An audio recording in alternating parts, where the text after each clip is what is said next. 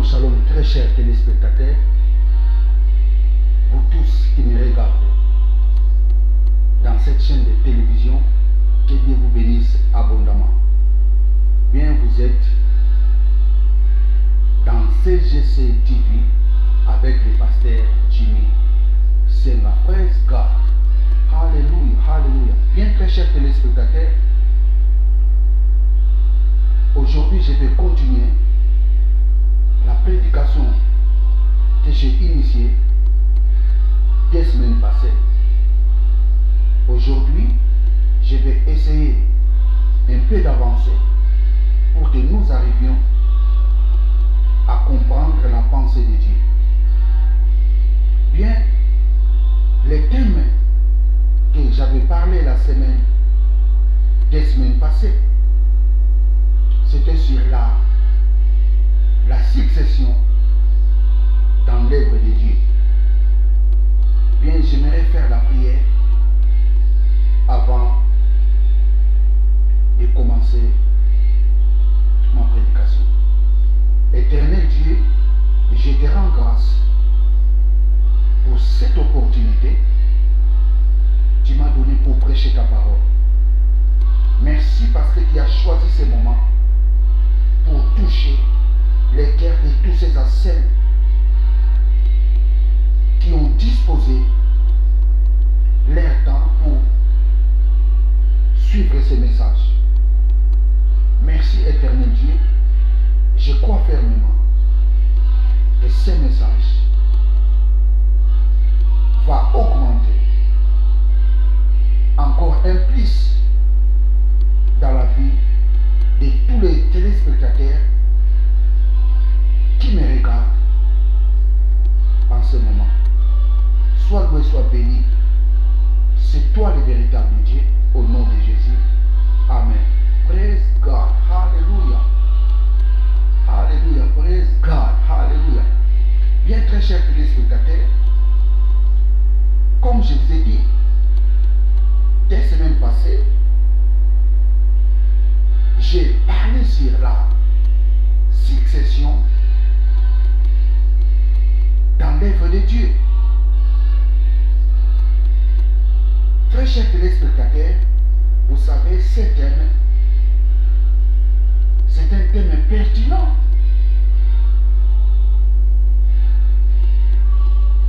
Plusieurs refusent d'aborder ce genre de sujet. Pourquoi? Parce que c'est un sujet qui divise les gens. C'est un sujet qui fait éclater même l'Église.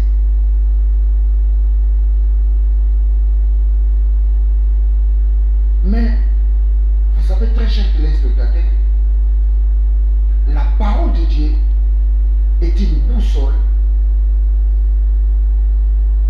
qui nous ramène dans la bonne voie.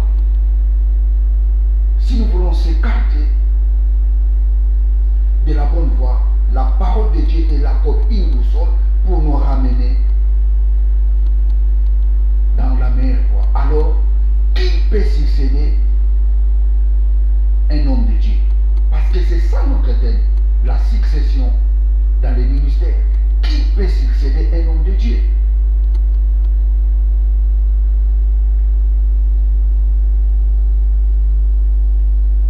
Dans la première partie, j'ai parlé de la succession dans les ministères et familial. La succession dans l'église locale, dans l'œuvre de Dieu et familiale. Ça, c'est la première chose. Et j'ai démontré dans la Bible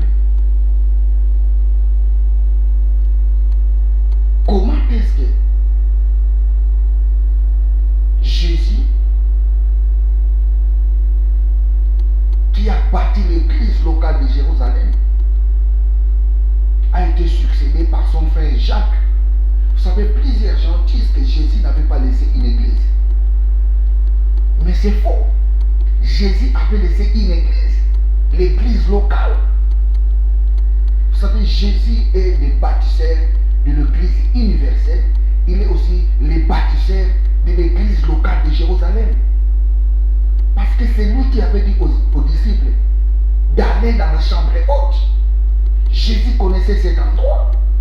C'est lui qui les avait orientés d'aller dans la chambre haute. C'est par là où l'église locale a commencé. Vous savez, l'église universelle n'était pas commencée dans la chambre haute. L'église universelle a commencé après sa résurrection.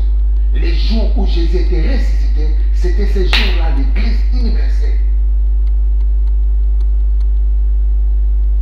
a commencé. Et l'église locale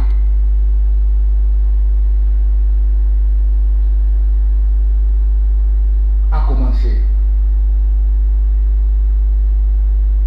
après son ascension.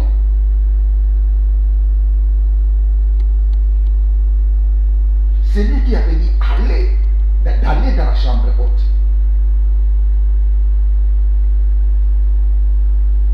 Donc Jésus, c'est lui qui est le bâtisseur de l'église locale de Jérusalem. Ce n'était pas Pierre. Jésus avait laissé une église. Détrompez-vous, très chers téléspectateurs, que Jésus n'avait pas laissé une église. Jésus avait laissé une église locale. C'était l'église de Jérusalem. Vous savez, cette église-là avait commencé avec 120 personnes. Vous savez, ce qui était dans la chambre haute, c'était au nombre de 120. Si je ne m'abuse pas. Praise God.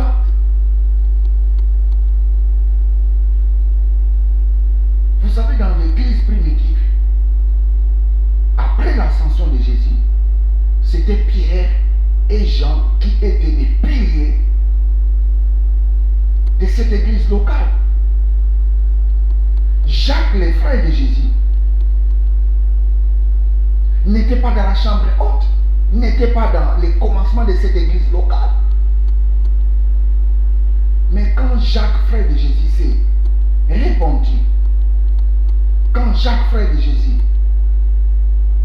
a accepté Jésus-Christ comme son Seigneur et Sauveur, plus tard, Jacques était devenu le pilier numéro 1 de l'église locale de Jérusalem. Pourquoi Pierre et Jean ont cédé cette place à Jacques? Pourquoi ils l'ont cédé? Pierre pouvait dire, non, Jacques, même si tu t'es répandu, mais tu dois être derrière nous. Parce que nous, quand on avait commencé cette affaire, toi, tu étais orgé. Nous, quand on faisait cette affaire avec ton frère Jésus, toi, tu n'étais pas comme tu es venu après. Alors, tu dois être derrière nous. Mais Jacques, mais plutôt Pierre et Jean, n'ont pas dit cela. Mais qu'est-ce qu'ils ont fait? Ils ont laissé la place à Jacques, frère de Jésus. Pourquoi ils l'ont laissé la place? Parce qu'ils savaient la succession dans l'œuvre de Dieu, dans l'église locale et familiale. Je n'ai rien inventé. Alors si j'ai inventé, alors posons un peu des questions. Pourquoi Jacques est-il devenu les piliers de l'église locale de Jérusalem? Les premiers piliers de l'église locale de Jérusalem. Pourquoi Jacques? Posons-nous la question. Parce que quand Jésus exerçait son ministère, la Bible dit, les frères de Jésus ne les croyaient pas. Ses propres frères ne les croyaient pas. Ses propres frères étaient ses adversaires. Vous savez, quand Jésus-Christ dit, si vous me suivez, tes parents deviendront tes adversaires. Vous savez pourquoi Jésus avait dit comme ça? Tes propres frères deviendront tes ennemis. Vous savez pourquoi Jésus-Christ avait dit comme cela? Parce qu'il avait expérimenté ces choses avec ses frères. Il avait expérimenté ces choses. La Bible dit ses propres frères ne les croyaient pas. Ses propres frères ne croyaient pas en lui. Et quand Jacques s'est répandu, la Bible nous fait voir, il était devenu le pilier numéro 1 de l'église de Jérusalem.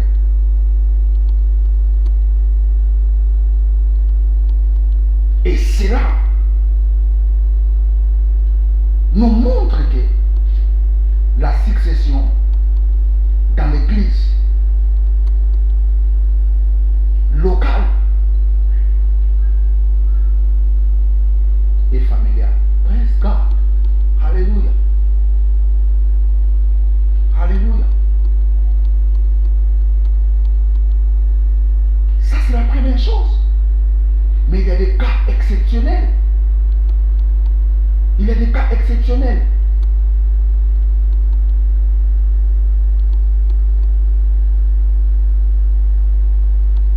Vous savez, chaque église a sa façon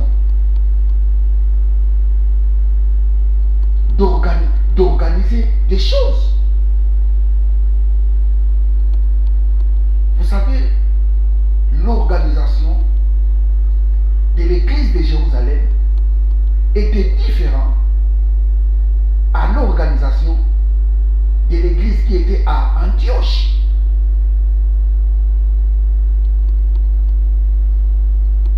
Vous savez, très chers téléspectateurs, nous allons lire dans Actes des Apôtres, Actes des Apôtres, chapitre 13.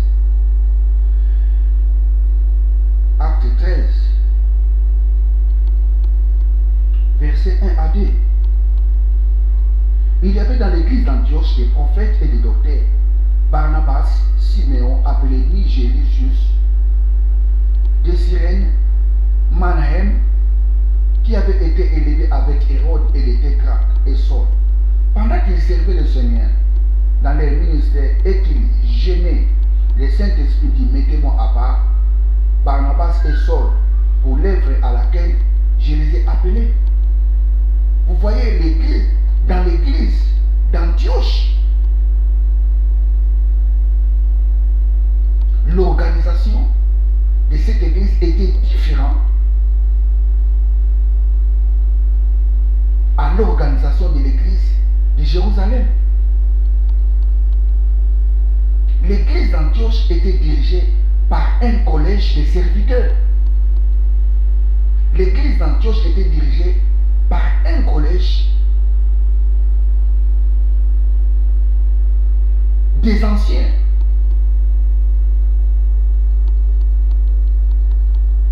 Mais qu'est-ce qui s'est passé?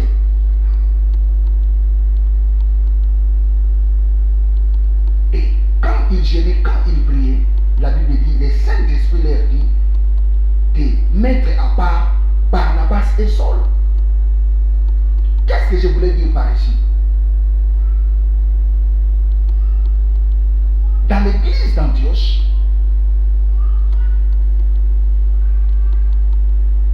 ce n'était pas une seule personne qui prenait la décision. C'était les collèges qui prenaient la décision. C'était les groupes qui prenaient la décision.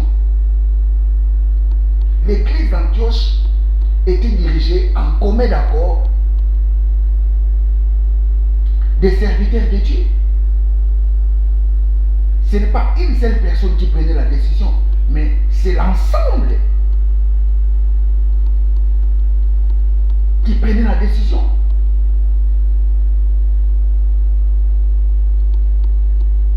C'est le collège qui prenait la décision. Ce n'est pas les fidèles, mais c'est le groupe qui prenait la décision. Vous savez, quand une église est dirigée par un collège de serviteurs, la succession, l'un d'entre eux se fait en commun accord. C'est les collèges qui doivent s'entendre pour choisir qui va succéder l'un d'entre eux. C'est les collèges qui siègent.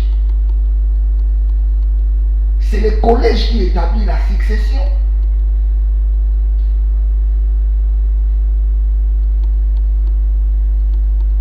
Vous savez, l'église d'Antioche avait une forme oligarchique. Mais l'église de Jérusalem avait une forme, je dirais, monarchique.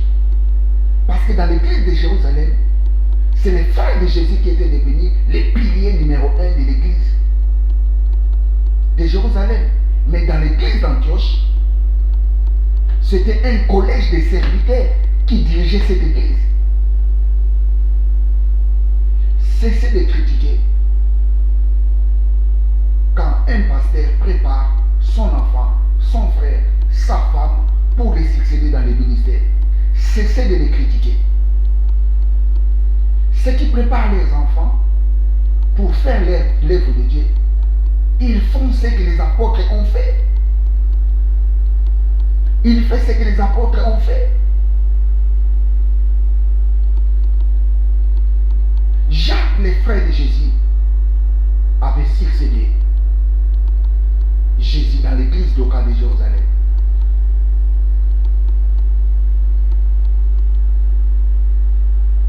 C'est ça que je dirais. L'église de Jérusalem avait une forme monarchique, mais l'église d'Antioche avait une forme oligarchique. Ça signifie un groupe de gens qui dirigeaient cette église. Cessez de critiquer un homme de Dieu quand il prépare son enfant, son frère, pour le succéder. C'est biblique. Ici, nous sommes dans la nouvelle alliance. Et nous allons voir dans Actes des Apôtres, Actes chapitre 14, verset 21.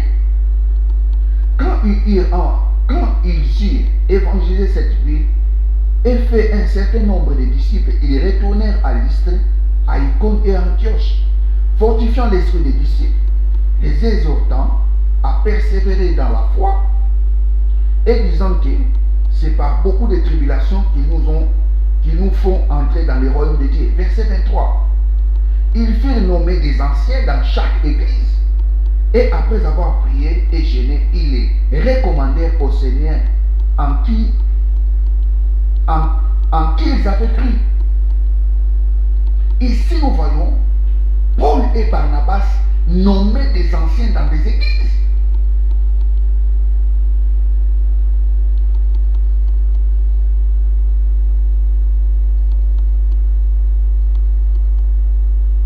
Ça aussi, c'est une autre façon,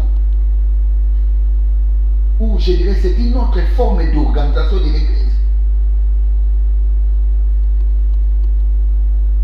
Ici, Paul a nommé les anciens dans des églises. Un ancien, c'est un pasteur. Un ancien, c'est un pasteur qui est en fonction. Un jour, je les parlerai encore. Un ancien, ça signifie quelqu'un qui est en fonction.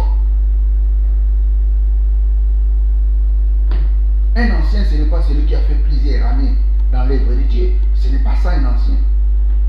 Un ancien, c'est celui qui dirige. L'apôtre Paul a nommé des anciens dans des églises. Et dans cette forme, dans la forme d'organisation de cette église, la succession se fait par nomination. C'est la haute hiérarchie de la communauté qui nomme des pasteurs. Ça, c'est une autre forme d'organisation. Ce n'est pas comme l'organisation de l'église de Jérusalem. Ce n'est pas comme l'organisation qui était dans l'église d'Antioche. Ici, nous voyons une autre organisation. Paul nomme des anciens dans chaque église. Praise God. Cessons de critiquer les gens qui préparent leurs enfants, leurs femmes, leurs sœurs, leurs frères pour leur succession. Vous savez, quand un groupe d'école, quand un groupe de serviteurs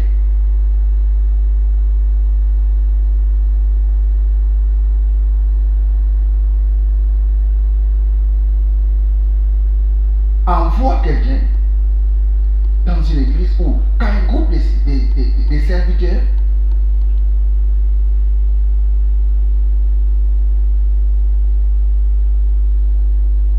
envoie quelqu'un pour succéder un homme de Dieu, ça ne pose pas de problème. Si la haute hiérarchie de la communauté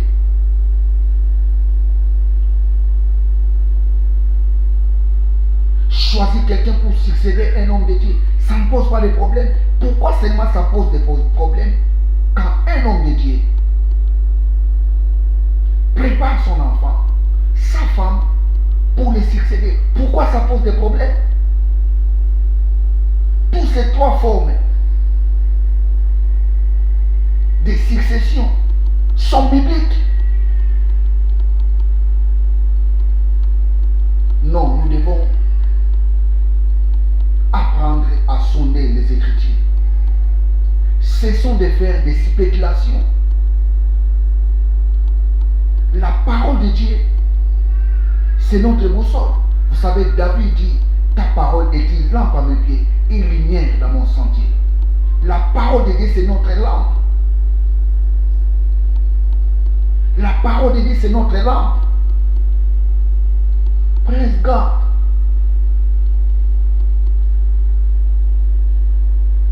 Praise God. Il y a des grands hommes de Dieu, dirais-je,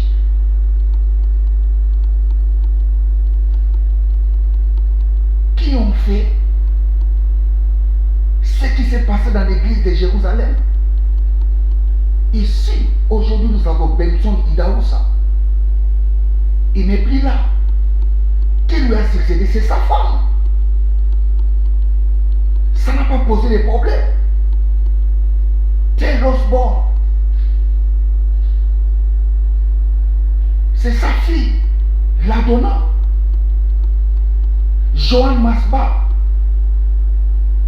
c'est son enfant. Ce n'est pas mauvais. Ils ont fait ce que la parole de Dieu dit. La Bible dit, nous sommes fondés par les enseignements des prophètes et des apôtres dont Jésus-Christ est la pierre angulaire. Si nous sommes formés, si nous sommes fondés par les enseignements des apôtres, alors si nous faisons ce que les apôtres ont fait, nous sommes dans la voie de Dieu.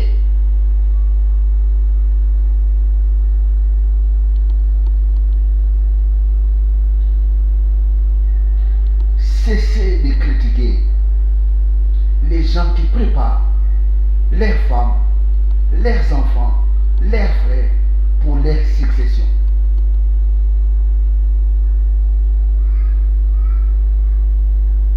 Vous savez, dans l'église d'Antioche, et plutôt, Paul et Barnabas, quand on les avait libérés pour exercer un ministère différent,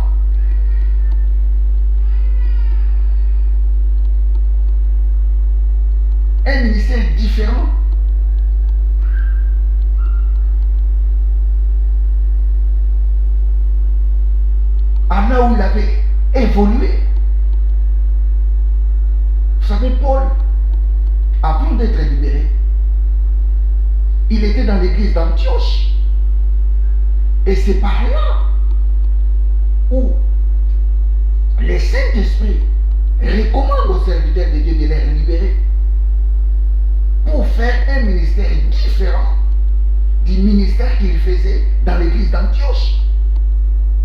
Paul et Barnabas. Et la Bible dit, partout où ils allaient, ils gagnaient des âmes. Et même dans la ville d'Antioche, Paul avait bâti aussi une autre église. Donc il y avait deux églises dans la ville d'Antioche. Une église qui était dirigée par un groupe de serviteurs et une église qui était dirigée par un enfant de l'apôtre Paul. Par un enfant que Paul et Barnabas l'avaient encadré.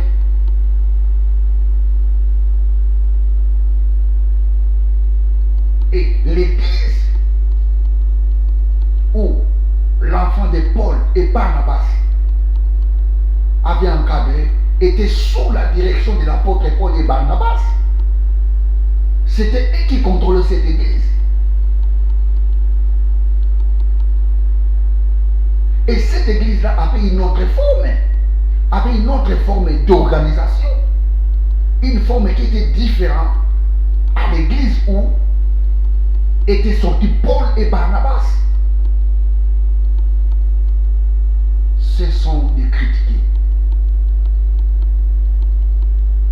Nous devons être contents, nous devons être heureux, nous devons avoir la joie quand nous voyons l'enfant de l'homme de Dieu commence à prêcher la parole de Dieu.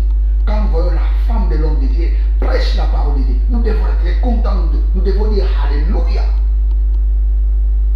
Ça ne doit pas créer des problèmes dans nos cœurs. Ça ne peut pas créer des problèmes. Praise God. Praise God. Alléluia. Ça ne peut pas créer des problèmes. La succession dans l'œuvre de Dieu. Bien, très chers téléspectateurs, je suis presque à la fin de ma prédication. Pour faire un petit résumé, je dirais la succession dans l'œuvre de Dieu dans l'église locale. La première chose, la succession est familiale. La deuxième chose, la succession peut se faire en commun accord des serviteurs si l'église est dirigée par un groupe des hommes de Dieu. La succession se fait en commun accord. Et la troisième chose, la succession peut se faire par nomination.